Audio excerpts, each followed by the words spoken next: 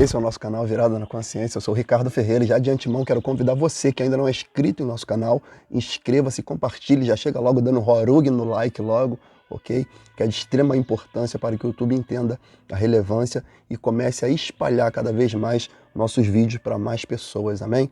Então hoje o texto para a nossa reflexão, né, é um texto que o Senhor tem posto em minha alma essa manhã, essa madrugada, fala da igreja primitiva.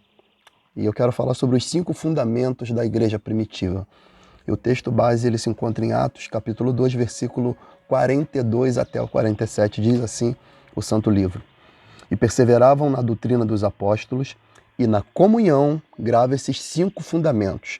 E perseveravam na doutrina dos apóstolos, o primeiro, na comunhão e no partir do pão e nas orações, e em cada alma havia temor, e muitas maravilhas e sinais se faziam pelos apóstolos, e todos os que criam estavam juntos e tinham tudo em comum, vendiam suas propriedades e fazendas e repartiam com todos, segundo cada um tinha necessidade, e perseverando unânimes todos os dias no templo e partindo o pão em casa, comiam juntos com alegria e singeleza de coração, louvando a Deus e caindo na graça de todo o povo. E todos os dias acrescentava o Senhor à igreja aqueles que se haviam de se salvar. Amém? Então esse texto aqui, ele fala, logo após o Senhor Jesus Cristo, ele ter dado a promessa, ele já com o corpo glorificado, ressurreto, ele disse em Lucas 24:49, ficai, pois, em Jerusalém, até que do alto vocês sejam revestidos de poder. E a Bíblia diz em Atos 1:15 que o povo estava reunido, e Pedro tomando a palavra, Atos 1:15 vai relatar isso, e era o número de 120 irmãos. E a Bíblia vai dizer, após esses dias, porque Jesus ele esteve na terra, logo após vencer a morte, 40 dias. E após 40 dias ele foi assunto, e 10 dias depois, inteirando 50, cumpriu-se a festa de Pentecoste. E a Bíblia diz em Atos 2, versículo 1, e cumprindo o dia de Pentecostes, estavam todos reunidos no mesmo lugar, e de repente veio do céu um som como de um vento veemente e impetuoso, e encheu toda a casa em que estavam assentados, e foram vistas por eles línguas repartidas como que de fogo, as quais pousaram sobre cada um deles, e todos foram cheios do Espírito Santo. Aleluia. E começaram a falar em outras línguas conforme o Espírito Santo lhes concedia que falasse. Então a Bíblia diz que todos, amados, sem exceção, daqueles 20 que estavam unidos em oração, em consagração, foram cheios do Espírito Santo. E para nós começarmos a abordar os 5 fundamentos, eu não vou entrar profundamente nos 5, senão a gente ia ficar aqui o dia todo falando. Eu vou entrar ali em cada um dos 5 pilares, trazendo alguns fundamentos doutrinários para que nós possamos entender. Talvez eu possa até fazer uma série, né? Trazendo esses 5 fundamentos com mais propriedade, com mais qualidade, com mais robustez teológica para a gente ter um melhor entendimento, ok? Primeira coisa que eu quero compartilhar com os irmãos é que eu sou continuista, ok? Continuista no quê, irmão Ricardo? Eu sou continuista no tocante aos dons. E eu já tive essa crise teológica, né, de pensar por que os dons, os milagres, eles aparentemente cessaram da igreja cristã. Por que os dons desapareceram? Por que as curas, os milagres, os cegos vendo, os paralíticos andando, Deus reconstituindo órgãos, Deus fazendo milagres e prodígios de maneira estupefata, absurda? Por que isso desapareceu no meio da congregação? Eu já tive esse tipo de crise, eu não sei se você já teve, mas eu já tive esse tipo de crise teológica, esse tipo de crise de fé no tocante aos milagres. E esse texto aqui, para mim, ele revela, amado, o porquê que os milagres, os prodígios, ele de alguma maneira, ele cessou. E hoje eu já não tenho mais, louvado seja o nome do Senhor, essa crise, esse complexo dessa crise teológica, bíblica, porque primeiro eu já vi muitos milagres da parte do Senhor, operações sobrenaturais da parte de Deus para a glória do Eterno, e isso me fundamentou na fé cristã. ok? Então eu sou continuista, eu não acredito que os milagres cessaram, que os dons cessaram, eu não acredito nisso, até porque Hebreus 13:8 vai dizer que Jesus Cristo é o mesmo ontem, hoje e eternamente será. A Bíblia fala que Deus, ele é um Deus da imutabilidade. Hebreus vai tratar disso, da imutabilidade de Deus.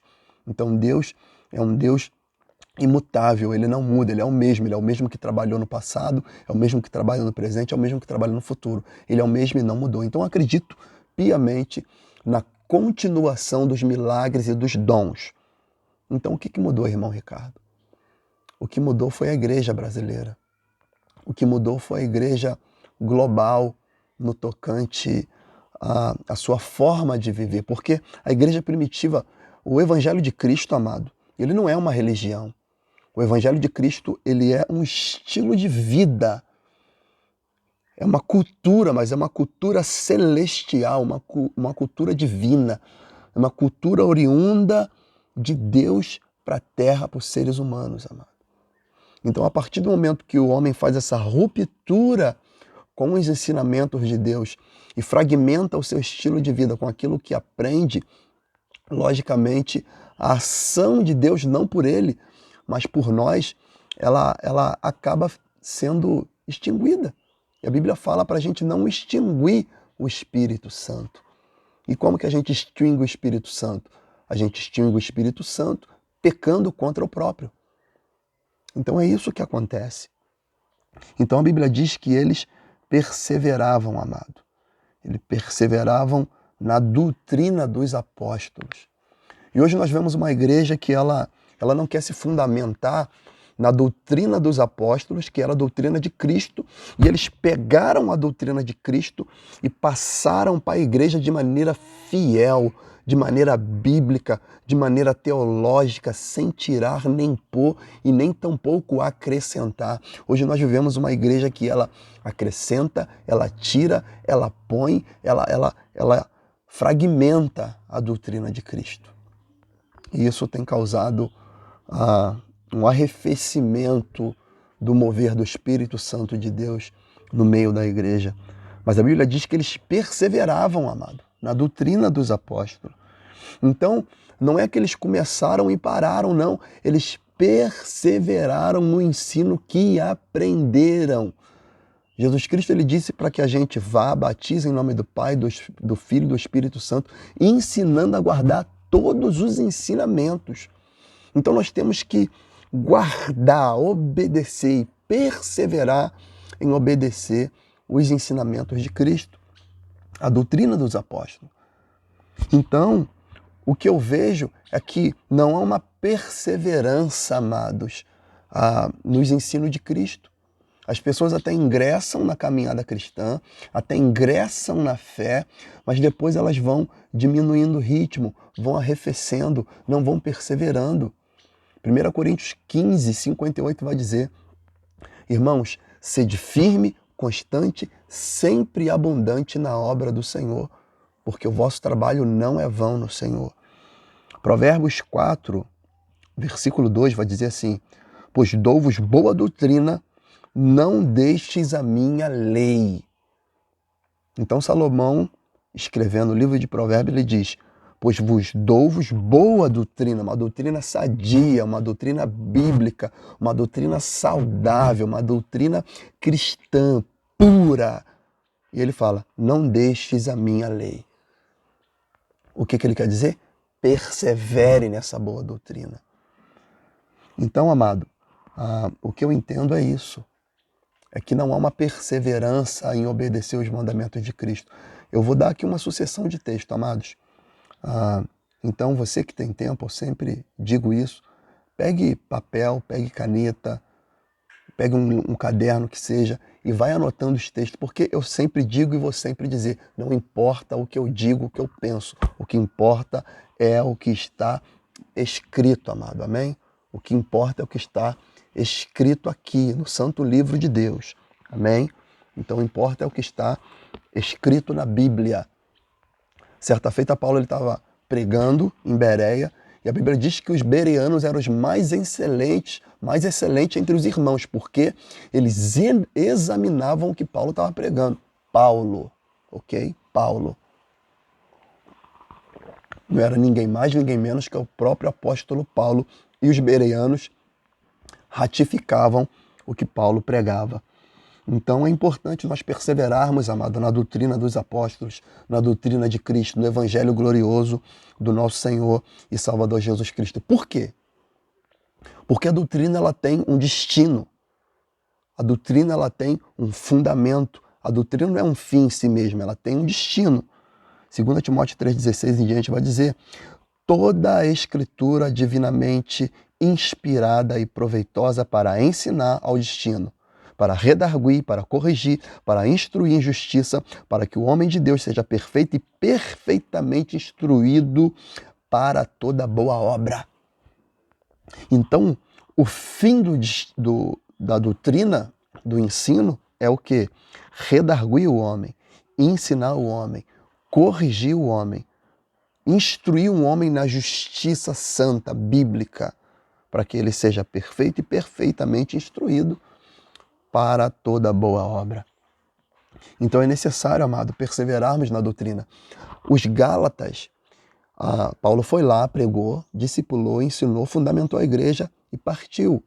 E de alguma maneira chegou informação ao apóstolo Paulo que os Gálatas estavam caindo do evangelho que ele pregou. Então, chegou um momento que os Gálatas não estavam mais perseverando na doutrina que o apóstolo Paulo entregou a eles. Se não, vejamos Gálatas capítulo 1, versículo 6. Maravilho-me que de tão depressa passeis daquele que vos chamou a graça, qual é a doutrina? A graça de Cristo, para outro evangelho, o qual não é outro. Mas há alguns que vos inquietam e querem transtornar o evangelho de Cristo. Mas ainda que nós mesmos, ao anjo do céu, vos anuncie outro evangelho, além do que já vos tenho anunciado, seja anátema. Assim como vô-lo dissemos, e agora de novo também vô-lo digo, se alguém vos anunciar outro evangelho além do que já recebeste, seja anátema. Porque persuado eu agora a homens ou a Deus? Ou procuro agradar a homens? Se estivesse ainda agradando aos homens, não seria servo de Cristo. O que Paulo está querendo dizer? A palavra grega aqui para agradar é aresco. Aresco aqui é alisar o ego. Então Paulo está falando, eu não estou utilizando de palavras para massagear o ego de vocês. Eu trouxe o evangelho genuíno de Cristo Jesus. Mas agora vocês estão retrocedendo porque tem alguém inquietando vocês, ou seja, insuflando outra doutrina. E a doutrina ali era o judaísmo, trazendo o judaísmo para dentro do cristianismo. E se vocês fizerem isso, vocês vão ser malditos como estáis. Porque ele falou, se alguém está trazendo, seja esse anátema, maldito. Então nós não podemos retroceder, amado. Porque quem retrocede na doutrina, Atos falou, eles perseveravam na doutrina dos apóstolos. Porque quem não persevera é menino. Quem não persevera, amado, ainda é criança. Porque a criança é assim, você já percebeu? Ela começa uma coisa aqui, ela para, ela já vai fazer outra coisa aqui, aí depois ela abandona, ela tá com um brinquedo, ela larga, ela pega outro brinquedo, a criança é assim. Mas o adulto não, o adulto ele começa uma coisa, ele tem que ir até o final. Jesus ele falou no Evangelho Eterno de Lucas 14, do preço do discipulado, ele falou, olha só, faz a conta, hein? Calcula, hein? Porque se você começar e não terminar, vai ter gente que vai zombar de você. E é assim na caminhada cristã, as pessoas ingressam na fé, ingressam na caminhada e não fazem o cálculo do preço do discipulado de Cristo e acabam retrocedendo. E logo o escárnio é evidente. Entendeu? Efésios 4:11 em diante, olha o que a Bíblia diz. E ele mesmo deu uns para apóstolos, e outro para profetas, e outro para evangelistas, e outro para pastores e doutores, outra tradução fala de mestre, querendo o aperfeiçoamento dos santos para a obra do ministério, para a edificação do corpo de Cristo. Quero salientar aqui um detalhe. Obra é o que Deus faz em nós. Ministério é o que Deus faz através de nós. João 6:29, se eu não me engano, Jesus, certa feita, foi questionado pelos discípulos e eles falaram assim, Senhor, diga-nos a obra de Deus para que executemos. E Jesus disse assim, a obra de Deus é esta. Olha a obra de Deus, é o que ele faz em nós, que creiais naquele que enviou. Então a obra de Deus é aquilo que ele faz em nós. Ministério é o que ele faz através de nós, mediante ao que foi feito em nossa vida. Amém? Então ele diz que ele escolheu alguns porque esses já foram trabalhados por Deus e agora vão trabalhar para Deus. E qual o destino? O aperfeiçoamento dos santos. Versículo 12 de Efésios 4. Para a obra do ministério, para a edificação do corpo de Cristo, até que todos cheguemos à unidade da fé, ao conhecimento do Filho de Deus, a varão perfeito à medida da estatura completa de Cristo, para que não sejamos mais meninos inconstantes, levados em redor de todo vento de doutrina, pelo engano dos homens que com astúcia enganam fraudulosamente. Antes, seguindo a verdade em amor, cresçamos em tudo naquele que é a cabeça, Cristo, do qual todo o corpo bem ajustado e ligado pelo auxílio de todas as juntas, segundo a justa operação de cada parte, faz, o aumento do corpo para a sua edificação em amor. Então é necessário que venhamos a perseverar na doutrina de Cristo Jesus, amado. É necessário. Quem não persevera ainda é menino, inconstante, levado ao redor de todo o vento de doutrina. O que alguém sopra para ele, ele vai. Ele não tem base, ele não tem fundamento. Lembra de Jesus que ele disse em Mateus 7:24? Todo aquele, pois, que escuta estas minhas palavras, minha doutrina, e as pratica, assemelha-se a homem prudente que edificou a sua casa sobre a rocha. Vem a chuva, sopra o vento. E aqui você pode aplicar a diversidade, mas também sopra o vento de doutrina. Mas quando sopra o vento de doutrina em alguém que está fundamentado na palavra do Cristo, ele não tomba, ele não cai. Amém? Por quê, amado? Se nós não dermos a devida atenção à palavra de Cristo, a devida obediência, se nós não obedecermos, se nós não perseverarmos na doutrina de Cristo, certamente vamos perseverar na doutrina do diabo. Se a gente não der ouvido a Deus, a gente dá ouvido ao diabo. Lembra de Adão e Eva? Eles não perseveraram. Deus falou para Adão, olha só, de toda árvore que tu comer, de toda árvore do jardim, tu pode comer livremente, mas da árvore da ciência do bem e do mal, dela não come. Adão e Eva não perseveraram em cumprir esse mandato. Por quê? Deram ouvido ao diabo. E é isso que tem acontecido em nossa geração. 1 Timóteo 4, 1 em diante vai dizer assim, mas o Espírito expressamente diz que nos últimos tempos apostatarão alguns da fé. Por que vão apostatar? Por que vão retroceder? Por que não vão perseverar? Por que não vão prosseguir até o final? A Bíblia diz, dando ouvido a espíritos enganadores e a doutrina de demônio. Pela hipocrisia de homens que falam mentira. Eles falam mentira porque eles não pregam a verdade. Eles não citam o texto, eles não dão a referência. Eles falam aquilo segundo o seu coração, amado. Eles não falam o contexto. Lembra da parábola, amado, de Marcos 15? Que a Bíblia diz, Marcos 4,15.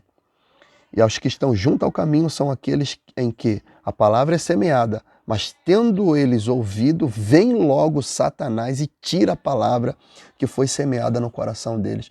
Salomão, ele disse assim, Provérbios 4:23, sobre tudo que se deve guardar, guarda o teu coração, porque dele procede todas as saídas da vida.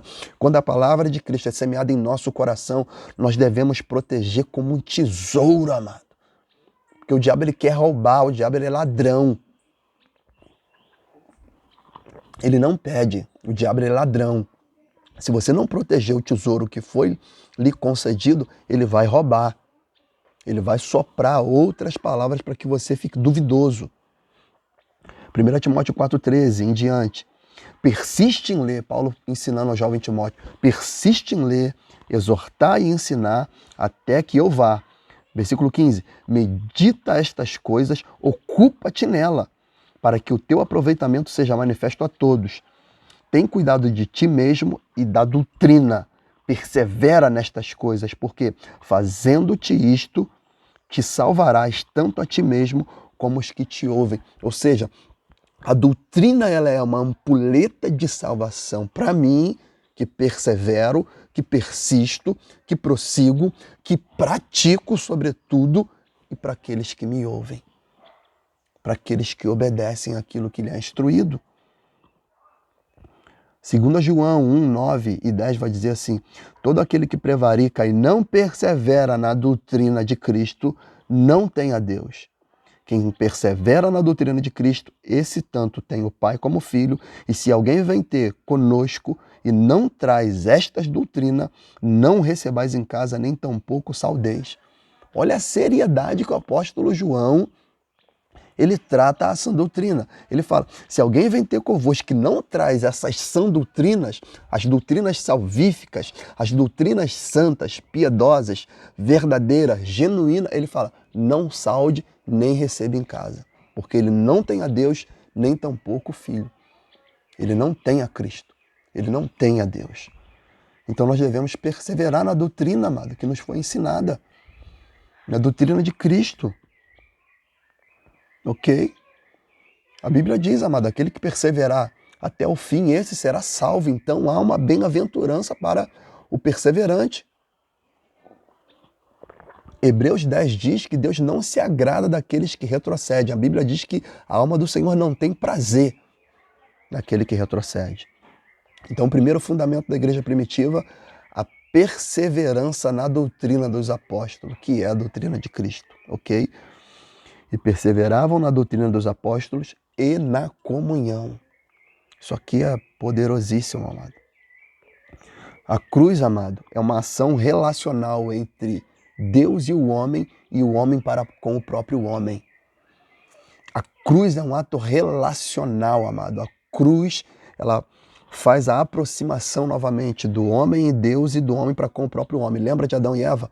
Quando eles pecaram contra Deus, a Bíblia diz que o homem se escondeu de Deus. Essa é a primeira característica de quem peca. Pecou, o primeiro movimento é se esconder de Deus por medo. E a Bíblia diz que o perfeito amor lança fora todo medo. O temor, amado, é diferente do medo. Quem teme a Deus não tem medo, tem amor, tem reverência, tem respeito, tem adoração, ok? Então o perfeito amor lança fora todo medo. Quando Adão e Eva pecaram, eles logo se esconderam de Deus, se separaram de Deus. E a Bíblia diz que eles eram uma só carne, mas depois a Bíblia diz que eles se separaram um do outro e fizeram ambos para si folhas de figueira para se cobrir, porque entenderam que estavam nus. Então o homem em pecado, ele se separa de Deus e se separa do outro. Ele tem medo do outro, ele tem vergonha do outro, ele tem litígio com o outro. Então a comunhão, a perseverança na comunhão do corpo de Cristo amado. Cristo, quando estava para partir, a Bíblia diz que ele fez a última ceia com o seu discípulo. Ele falou, um de vós é o diabo, vai me trair. Era Judas. O texto diz que Satanás entrou no coração de Judas e ainda assim Cristo ainda teve comunhão com ele. E quando ele chega no Getsêmani para entregar o Senhor, Cristo ainda fala assim, amigo, aqui vieste. Amado, Cristo não era hipócrita. Se ele falou que era amigo, era amigo. Ok? Se ele falou que era amigo, era amigo. Agora, Judas não estava sendo amigo com ele, mas Jesus era amigo de Judas. Então nós devemos perseverar na comunhão, amado. Nós precisamos manter o mandamento, o principal mandamento, que é amar a Deus, Mateus 22:37, que é amar a Deus de todo o nosso coração, de toda a nossa alma, de todo o nosso pensamento, que esse é o primeiro grande mandamento. E amar o próximo como a nós mesmos. E a Bíblia diz que isso depende a lei e os profetas. Então nós temos que ter essa consciência, amado, esse fundamento. Amar a Deus a quem nós não vemos e amar nosso irmão ao qual nós vemos, amado. Nós não podemos dizer, eu amo a Deus e odiar o irmão. Não existe isso, amado. Não existe isso. Cristo, né, ele amava o Pai, respeitava o Pai e ele não odiou a Judas. Ele não odiou ninguém, pelo contrário. Na cruz ele ainda disse assim, Pai, perdoa-lhes porque não sabem o que fazem. Estevão, quando estava sendo apedrejado, ele falou, Pai, não impute a eles este pecado. Tipo assim, esse aqui o Senhor não impute não, o resto o Senhor pode fazer, mas desse aqui eu livro eles. Desse aqui eu dou passagem de graça. Não impute a eles esse pecado. Então nós devemos nutrir uma vida de comunhão. 1 João 1, versículo 1, deixa eu ler aqui alguns textos rápidos de 1 João, ok? Para a gente ganhar um pouquinho mais de tempo.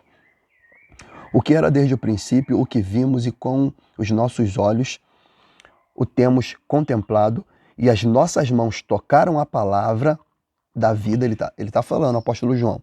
Nós vimos, nós tocamos essa palavra, o verbo se fez carne. Porque a vida foi manifestada, e nós a vimos e testificamos dela, e vos anunciamos a vida eterna, que estava com o Pai e nos foi manifestada. Versículo 3. E que vimos e ouvimos, e isto vos anunciamos, para que também tenhais comunhão conosco, e a nossa comunhão é com o Pai e com o seu Filho, Jesus Cristo. Esta é a mensagem que dele ouvimos e vos anunciamos, que Deus é luz e não há nele treva alguma. Se dissermos que temos comunhão com ele e andarmos em trevas, mentimos e não praticamos a verdade. Mas se andarmos na luz como ele na luz está, temos comunhão uns com os outros, e o sangue de Jesus Cristo, seu Filho, nos purifica de todo pecado. E se dissermos que não temos pecado, enganamo-nos a nós mesmos, e não há verdade em nós.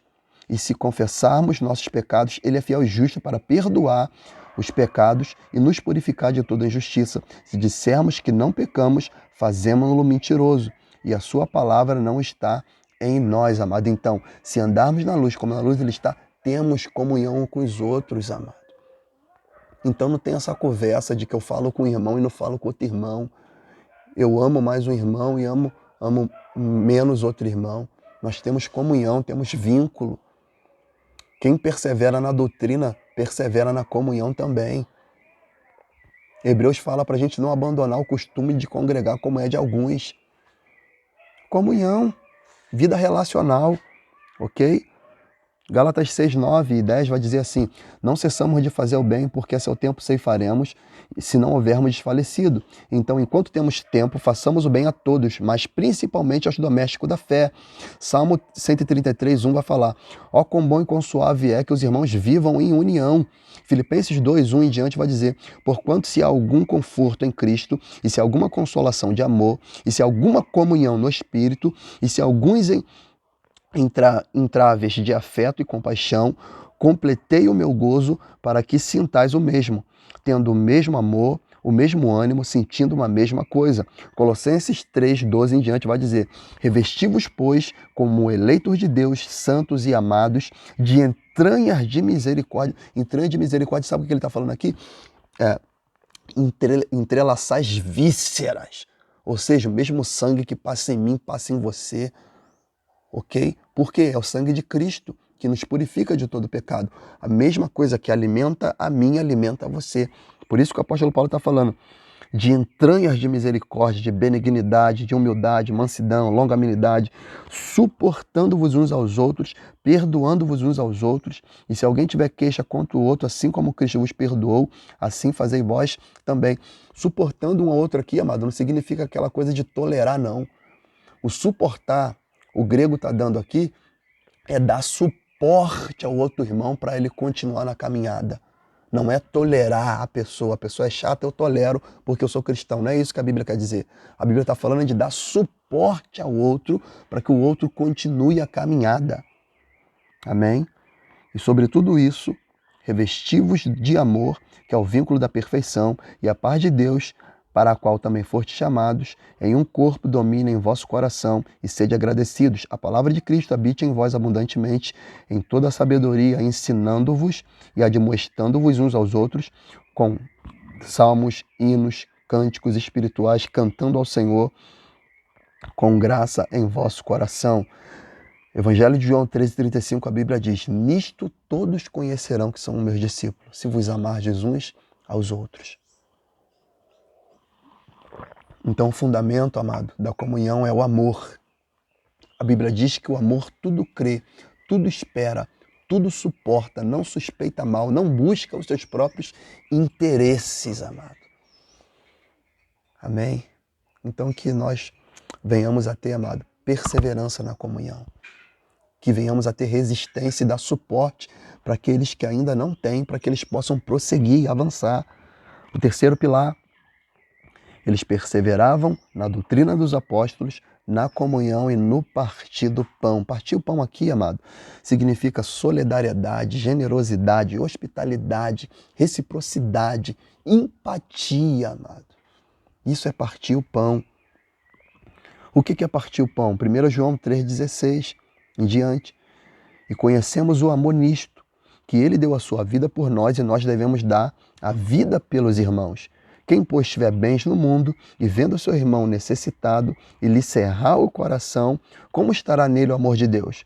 Meus filhinhos, não amemos de palavra nem de língua, mas por obra e em verdade. Ele está falando que a gente não venha só verbalizar o amor, mas que a gente venha viver o amor. O amor fraternal, o amor praticado. É tipo assim, o cara é casado, né? O cara casado, casou, né? E falava para a esposa o tempo todo, para a noiva, não, eu te amo, eu te amo, eu te amo. Mas o cara não leva para sair, o cara não dá um dinheiro para fazer um cabelo, o cara não respeita essa mulher, trai essa mulher o tempo todo, entendeu? Esse cara não bota comida dentro de casa, que tipo de amor é esse? Que é um amor só verbalizado e não praticado. Então isso não é amor, amado. Isso não é partir o pão, isso não é solidariedade, isso não é generosidade. O amor é generoso, amado. O amor é generoso.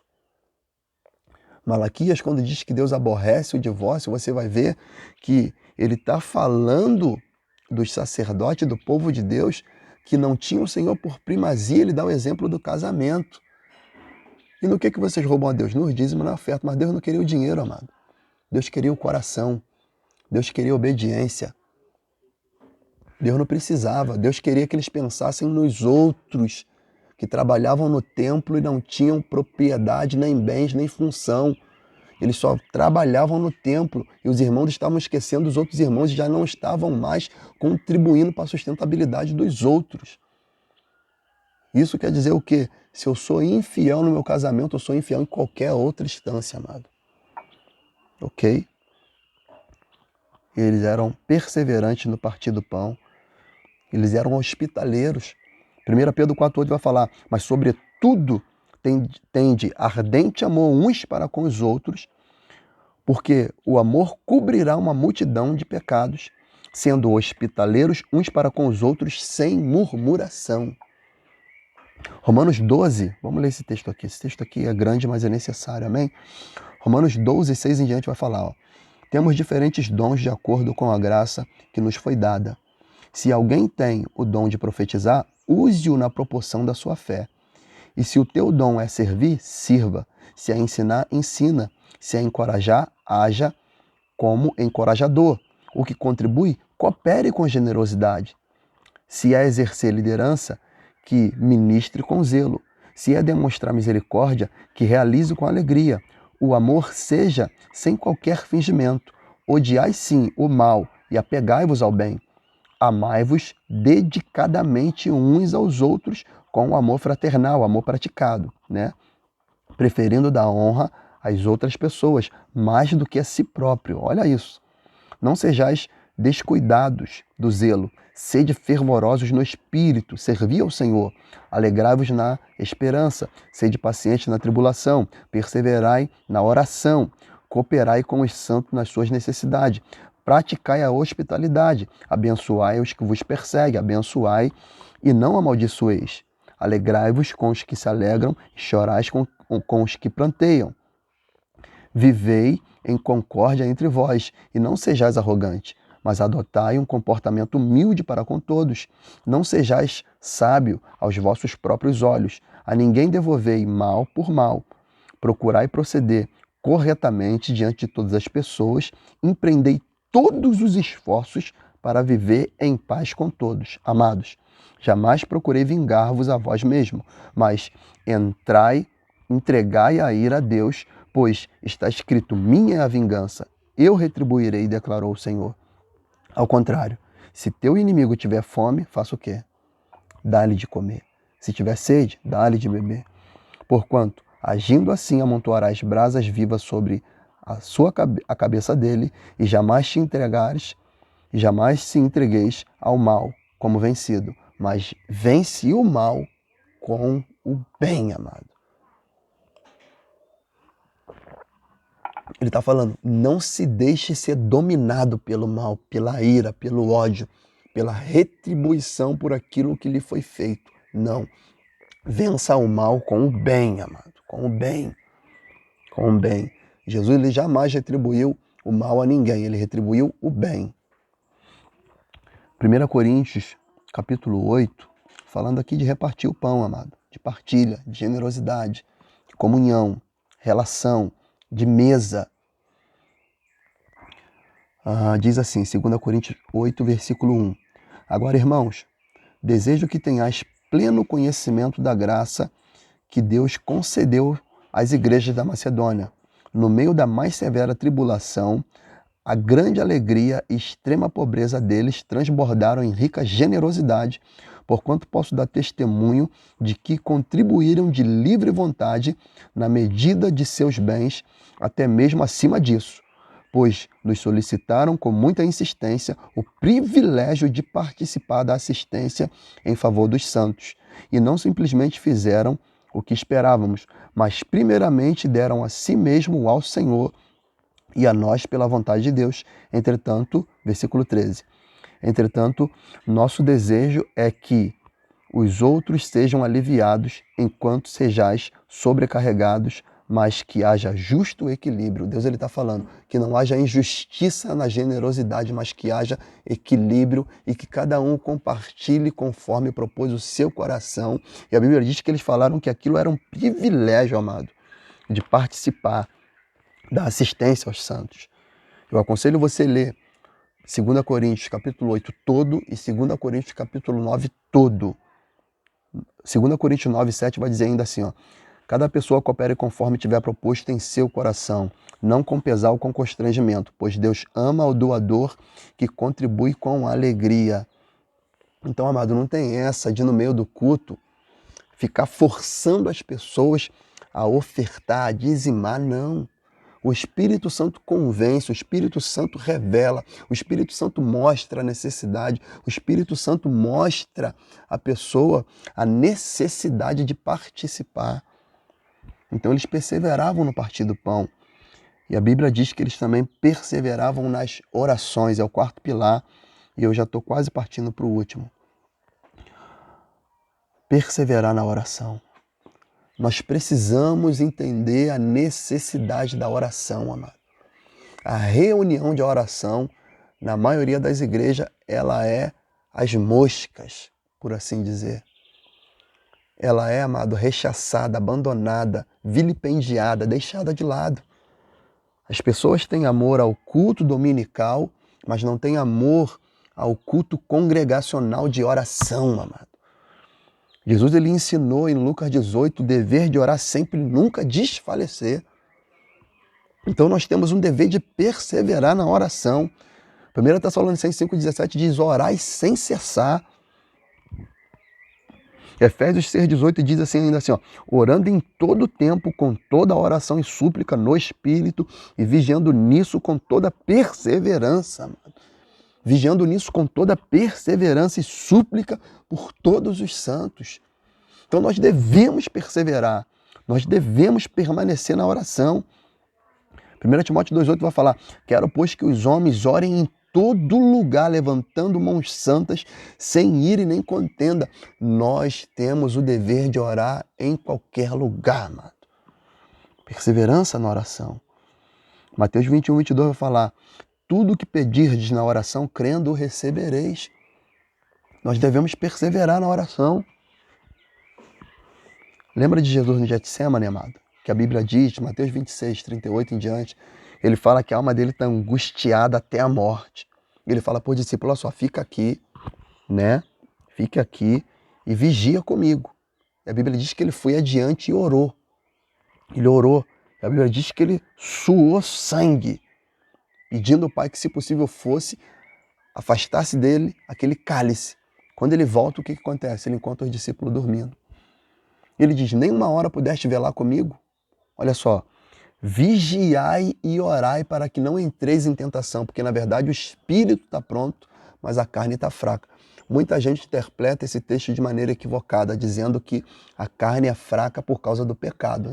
Então pecado é vitamina, né? Então pecado é vitamina. Se a carne está fraca, né? Mas não é isso que a Bíblia quer dizer. A Bíblia quer dizer que a carne é fraca para buscar a Deus, a presença de Deus, o Espírito. Quando nós somos salvos no Espírito, começa no Espírito. Mas a carne, ela não tem essa resistência, a carne não tem esse vigor, a carne tem que ser subjugada à disciplina da oração. Ela tem que ser submetida à servidão da oração, amado. Ela é fraca. 1 João 5:14 vai falar: esta é a confiança que temos nele. Se pedirmos alguma coisa segundo a sua vontade, ele nos ouve. Então essa é a confiança que temos nele. Permanecer na vida de oração. Não abandonar o lugar secreto de oração. Entrar no nosso quarto, Mateus 6,6, fechar a porta e buscar ao Pai, orar ao Pai, que em secreto ele vê e nos atende, amado. E nos atende. Não usando de vã repetição, como os gentios. E eu entro aqui no último ponto aqui. Amém? Atos 2:42 e 43. E perseveravam na doutrina dos apóstolos, na comunhão, no partir do pão, nas orações. E a Bíblia diz aqui o fundamento para realizações de milagre e prodígio no meio do arraial do povo de Deus. Ele diz que em cada alma havia temor e muitas maravilhas e sinais se faziam pelos apóstolos.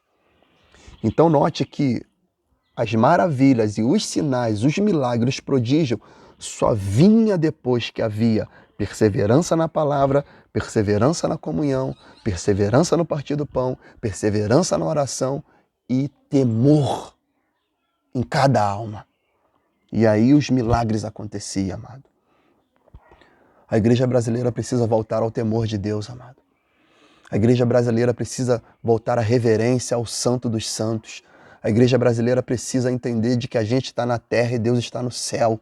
A igreja brasileira precisa entender que nós somos pó e cinza. Nós somos lodo, lama. Deus é o Todo-Poderoso, Criador do céu e da terra. A Bíblia diz que o Sinai derretia como cera quando a presença de Deus vinha. A Bíblia diz que quando a Salomão inaugurou o templo, os sacerdotes não poderiam ficar de pé, não podiam ficar de pé por causa da presença de Deus. Aleluia. Provérbios 14:27 diz: o temor do Senhor é fonte de vida e é capaz de nos afastar das ciladas da morte. O temor de Deus é fonte de vida e livra, amado, a nossa alma da morte, amado. Olha o que o temor faz. Provérbios 28:14 vai dizer: feliz a pessoa que vive sempre no temor do Senhor, mas o indiferente e o que se revolta contra o Senhor cairá em desgraça. Cairá em desgraça. Provérbios 10:27 vai dizer: o temor do Senhor prolonga os dias da nossa existência, mas o tempo de vida dos perversos será abreviado. Então o temor do Senhor dá longevidade de vida, querido. O temor é um freio, amado. O temor é um freio. O temor, ele limita. O temor, ele dá o sinal vermelho, o sinal verde, o sinal amarelo. O temor é um sinalizador da nossa conduta. 2 Coríntios 7:1 vai dizer: ora, amados, pois que temos tais promessas, purifiquemo-nos de toda imundícia da carne e do espírito, aperfeiçoando a santificação no temor do Senhor. Eclesiastes 5:1 vai dizer: cuida dos teus passos, ser reverente quando adentrares no santuário e a casa de Deus. Aproximar-se para ouvir vale muito mais do que os vários sacrifícios oferecidos pelos tolos, ainda que não percebamos o mal que estamos fazendo. Não permita que a tua boca fale precipitadamente, nem que teu coração o impulsione a fazer promessas diante de Deus. Afinal, Deus está no céu e tu apenas vives sobre a face da terra. Portanto, que tuas palavras sejam poucas e corretas. Das muitas ocupações surgem sonhos e do muito falar nasce a conversa inútil e perversa. Eclesiastes 12:13 em diante vai falar: de tudo que se tem ouvido, o fim é: teme a Deus e guarda seus mandamentos, porque este é o dever de todo homem. Porque Deus há de trazer juízo a toda obra e a tudo que está encoberto, quer seja bom, quer seja mal, amado. Aleluia. Nós precisamos do temor do Senhor. Nós precisamos do temor do Senhor.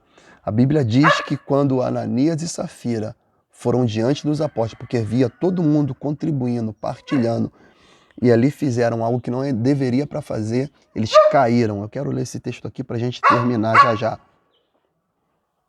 Atos 5:9 em diante. E então Pedro a repreendeu. Por que vós entraste de acordo para tentar o Espírito do Senhor? Eis que estão aí à porta os pés dos que sepultaram teu marido. E eles a levarão também. Naquele mesmo instante ela caiu morta aos pés de Pedro. Ela mentiu, tanto ela quanto o marido mentiram ao Senhor, ao Espírito Santo. Então aqueles jovens entraram e, encontrando-a morta, levaram-na e sepultaram ao lado de seu marido. Grande temor se apoderou de toda a igreja, e todos os que ouviram falar sobre esses acontecimentos, muitos sinais, olha isso, muitos sinais e maravilhas eram realizados entre o povo pelas mãos dos apóstolos. E todos que creram costumavam reunir-se em comunhão junto ao pórtico de Salomão. Todavia, ninguém de fora tinha coragem de juntar-se a eles, ainda que o povo estivesse em grande estima. E o número, em versículo 14, em número de cada vez maior, homens e mulheres criam no Senhor. Ou seja, o temor estava agregando a congregação, estava aumentando, estava fazendo a igreja crescer. Homens e mulheres criam no Senhor e eram acrescentados à comunidade, ao ponto de doentes serem levados para as ruas e colocados em leitos e macas, para que quando Pedro passasse, ao menos a sua sombra se projetasse sobre alguns deles. E da mesma forma, das cidades ao redor vinha muita gente de Jerusalém, trazendo doentes e pessoas atormentadas por espíritos demoníacos, e todos eram libertos. Por quê? Por causa do temor do Senhor. Por causa do temor do Senhor. A Bíblia diz em Atos 10 que havia em Cesareia, versículo 1, havia em Cesareia um homem chamado Cornélio, centurião do regimento militar conhecido como italiano. Esse homem era piedoso, temente a Deus e assim com toda a sua família, e era generoso em suas ajudas financeiras aos pobres e buscava continuamente a Deus em oração. E certo dia, por volta das 3 horas da tarde, ele recebeu uma visão de forma clara. Viu um anjo de Deus que, se aproximando dele, o chamou pelo nome, Cornélio. Ou seja, o temor do Senhor, a generosidade daquele homem fez aquele homem ter uma experiência sobrenatural. O temor traz isso. O temor faz isso. Então nós precisamos voltar ao temor do Senhor. Provérbios 1:7 diz que o temor do Senhor é o princípio da ciência e os loucos desprezam a sabedoria e a instrução. Que nós possamos voltar ao temor do Senhor, para a glória do Eterno. E eu quero ler o último texto aqui, que é o fundamento, para que esteja bem vivo na nossa mente. E perseveravam na doutrina dos apóstolos, na comunhão, no partir do pão, nas orações, e em cada alma havia temor, e muitas maravilhas e sinais se faziam pelos apóstolos. Então que nós possamos ter o temor, amado. Que nós possamos ter a perseverança na doutrina. Que nós possamos ter, meus amados, a comunhão, partir do pão, oração e, sobretudo, temor a Deus, que é o princípio da sabedoria. Pense nisso e fique na paz, que na paz eu estou.